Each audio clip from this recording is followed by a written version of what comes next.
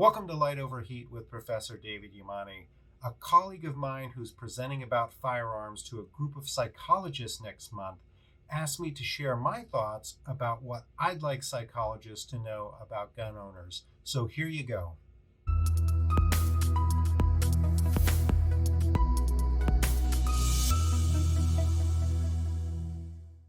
Hello, my name is David Yamani. I'm a professor of sociology at Wake Forest University.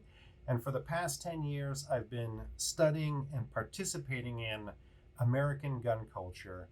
And this is what I'd like psychologists to know about gun owners. Gun owners are just like you and me. We come from all walks of life. We live in all sorts of communities. We come from all sorts of social, demographic, and political backgrounds.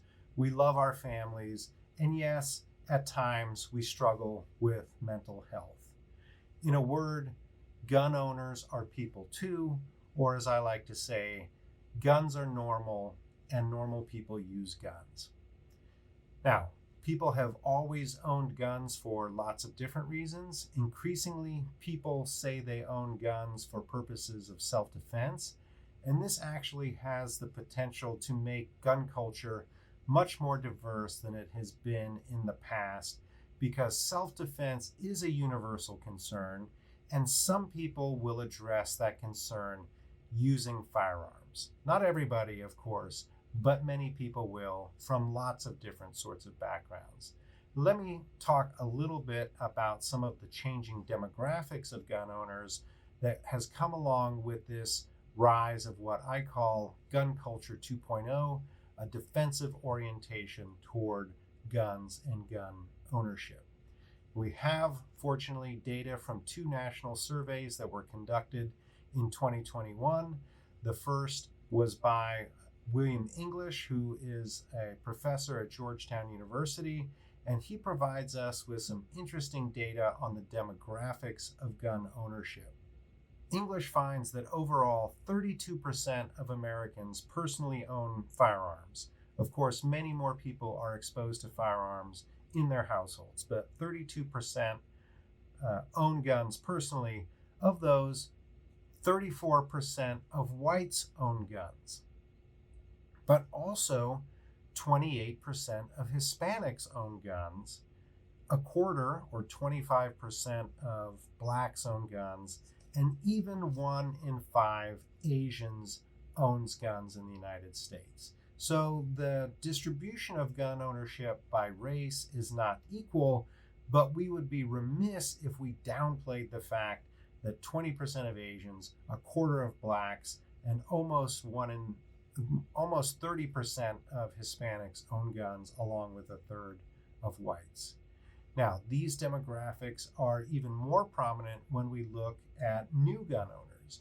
And a 2021 national survey by scholars at Harvard and Northeastern University delved deeper into who bought guns between 2019 and 2021. And what they find is a very interesting changing face of gun ownership in the United States. This national survey finds that 48% of new gun owners in 2019 to 2021 were female, 21% were black, 19% were Hispanic, and 35% were urban. And of those new gun buyers, 61% only owned handguns. So this is very much along the lines of the defensive gun ownership that I mentioned, gun culture 2.0. Now, what are the implications of this for clinicians? First, I think, is that when you're addressing people, assume the normality of guns and assume the normality of gun ownership. There's nothing deviant about guns and gun ownership in and of themselves.